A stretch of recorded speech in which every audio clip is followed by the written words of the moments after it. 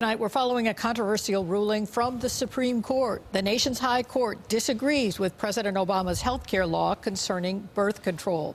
Now, the Supreme Court says some for-profit companies do not have to pay for contraception. Many employers challenge this law based on religious beliefs. News 4's Lou Raguse is here to tell us how this could affect local workers. Lou? Well, Don and Jackie, when President Obama signed the Affordable Care Act in 2010, one provision mandated that employers provide free contraception for women through their health care plans.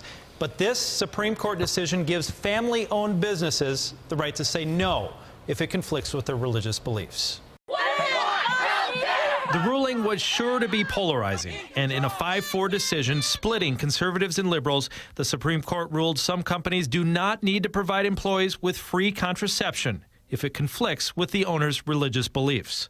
The Supreme Court decided that Americans don't give up their religious freedom just because they open a family business. What they've effectively done is say women's bosses have a right to determine our most personal health care decisions.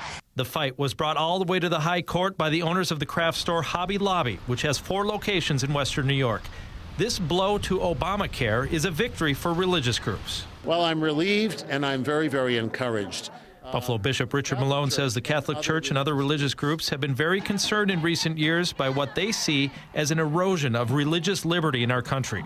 Well, we're talking about living our faith values in the public square, living our faith values in our occupations, in our businesses. And that's why the Hobby Lobby decision, I think, is a real win for people's consciences.